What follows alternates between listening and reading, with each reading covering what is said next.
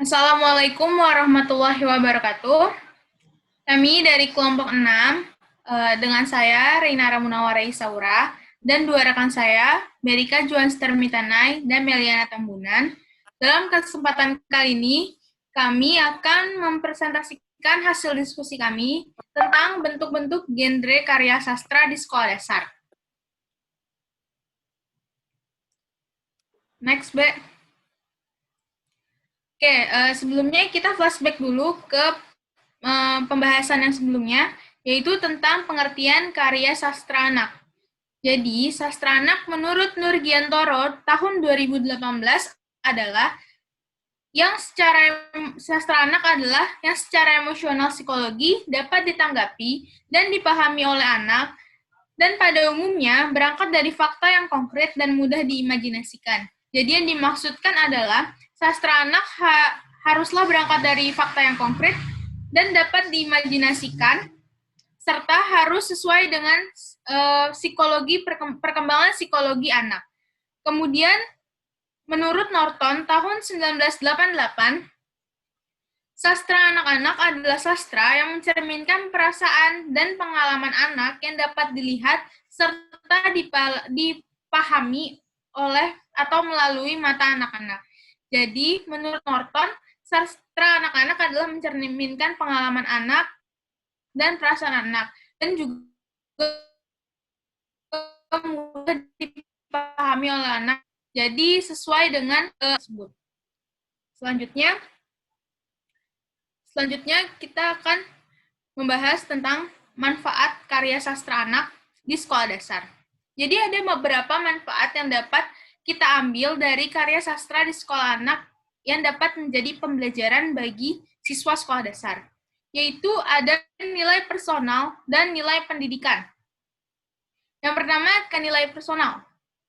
Nilai personal, yang pertama ada kesenangan dan kenikmatan. Yang kedua, ada mengembangkan imajinasi. Yang ketiga, memberikan pengalaman yang dapat dirasakan. Yang dimaksudkan adalah karya sastra dapat membangun pengalaman baru bagi anak. Kemudian yang keempat, mengembangkan ke arah perilaku budi pekerti. Dan yang kelima, memberikan pengalaman yang universal. Kemudian, nilai pendidikan yang dapat diambil dari karya sastra anak di sekolah dasar antara lain, yang pertama, membantu perkembangan bahasa.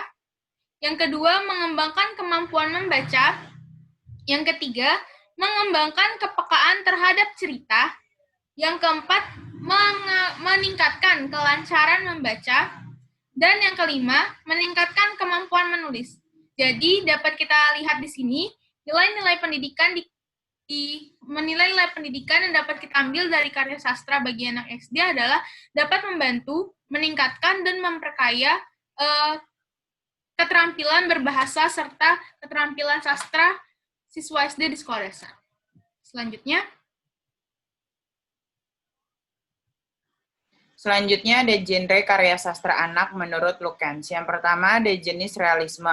Realisme dalam karya sastra dipahami bahwa cerita yang dikisahkan mungkin saja ada dan terjadi.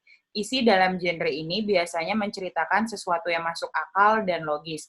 Contohnya ada cerita realisme, realisme binatang, realisme historis, dan realisme olahraga. Terus yang kedua ada jenis fiksi formula. Genre ini disebut fiksi formula karena memiliki pola-pola tertentu yang membedakannya dengan jenis yang lain. Misalnya cerita misteri dan detektif. Terus yang ketiga ada jenis fantasi. Dalam cerita fantasi menampilkan tokoh, alur, tema yang kebenarannya dipertanyakan. Walaupun di dalam cerita fantasi masih terdapat peristiwa realis. Misalnya cerita manusia yang berbicara dengan binatang. Contohnya itu ada cerita fantasi tinggi, dan cerita fiksi sains. Terus yang keempat ada sastra tradisional. Istilah tradisional menunjukkan bahwa cerita yang dulu telah mentradisi, tak tahu kapan dimulai dan tidak tahu siapa yang mengarangnya dan dikisahkan secara lisan. Contohnya ada fabel, dongeng rakyat, mitos, legenda, dan epos. Terus yang kelima ada puisi. Sebuah karya sastra disebut puisi jika di dalamnya terdapat pendayagunaan berbagai unsur bahasa untuk mencapai efek keindahan. Terus yang keenam ada non-fiksi. Non-fiksi ini sejumlah buku bacaan anak non-fiksi ditulis dengan kadar artistik yang tinggi, sehingga anak yang membaca pun tidak jenuh, malah memperoleh pemahaman dan kesenangan. Contohnya itu ada buku informasi dan biografi.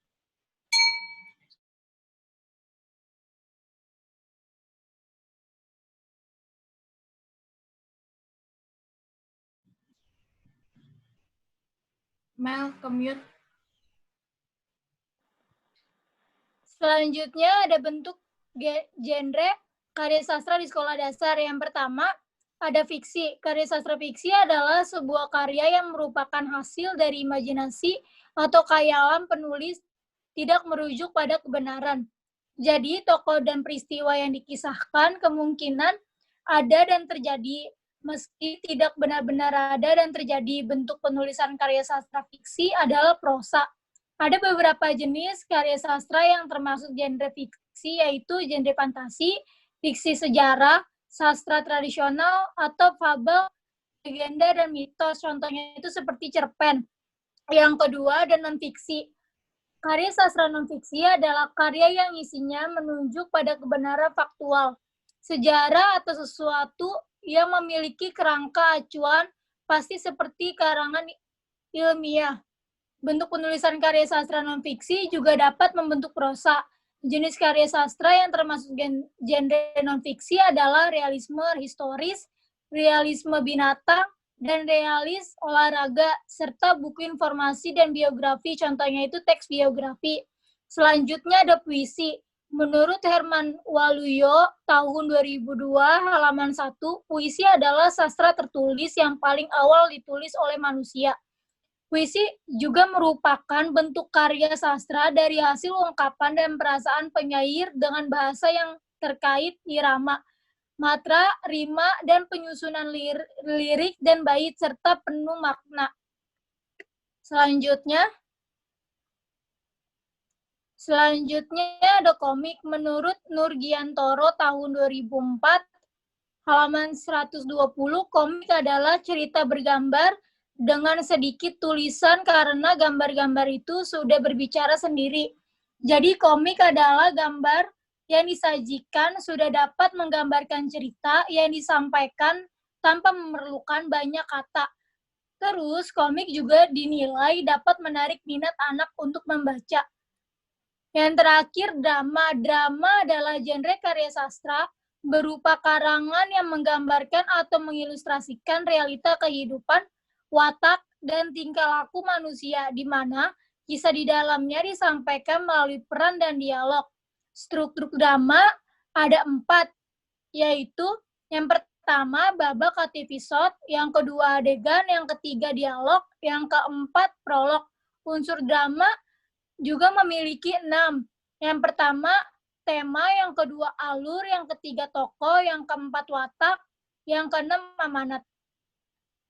Ya, selanjutnya dapat kita lihat di sini ada beberapa contoh karya sastra atau bentuk karya sastra yang dapat kita temukan di buku tema siswa.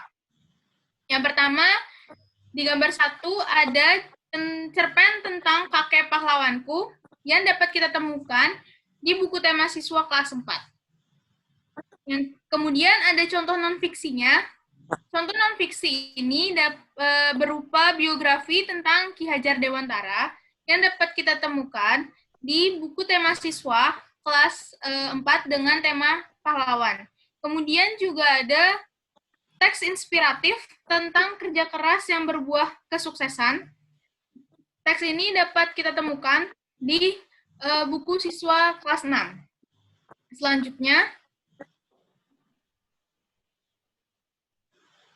Selanjutnya ini adalah bentuk puisi. Jadi bentuk puisi untuk yang pertama adalah puisi Paman Datang. Puisi Paman Datang ini kita ambil contoh dari puisi di buku tema siswa kelas 2, di mana puisi Paman Datang ini juga merupakan sebuah lagu anak-anak. Jadi di mana siswa kelas rendah atau khususnya kelas 2 lebih mudah menangkap isi dari cerita puisi Paman Datang karena biasa dinyanyikan. Kemudian contoh berikutnya ada Cita-Citaku. Puisi Cita-Citaku ini ada di kelas tinggi, yaitu di buku siswa kelas 4. Selanjutnya untuk contoh bentuk komik yang telah dijelaskan oleh rekan saya tadi, Meliana, bahwa komik telah dijadikan media pembelajaran saat ini. Khususnya di kelas 5 sekolah dasar, komik telah diberikan edukasi kepada siswa sekolah dasar kelas 5 berupa apa itu komik, kemudian juga ciri-ciri komik, dan bagaimana cara pembuatan komik. Seperti yang dapat teman-teman lihat di situ, ada contoh komik yang dibuat oleh siswa kelas 5 sekolah dasar. Selanjutnya, ada contoh teks drama tentang si ulat dan si semut, yang merupakan contoh teks drama yang dapat kita temukan di buku tematik kelas 2. Jadi, di mana siswa diberikan teks tersebut agar siswa dapat memahami si ceritanya dan dibantu oleh guru. Kemudian siswa bersama teman-temannya dapat memerankan teks drama tersebut di depan kelas. Untuk pemilihan karakternya untuk di kelas rendah masih berhubungan dengan fabel. Jadi siswa masih dibangun daya imajinasinya dalam drama. Selanjutnya, kesimpulan, karya sastra anak haruslah memperhatikan nilai-nilai edukasi dan mengetahui serta memahami perihal karakteristik anak yang sesuai dengan perkembangan psikologinya. Genre karya sastra anak di sekolah dasar semakin berkembang dan menghasilkan inovasi-inovasi terbaru. Sekian presentasi dari kelompok 6, kurang lebihnya kita minta maaf. Dan untuk pertanyaan atau ada yang ingin ditanyakan dilakukan di grup WhatsApp. Terima kasih.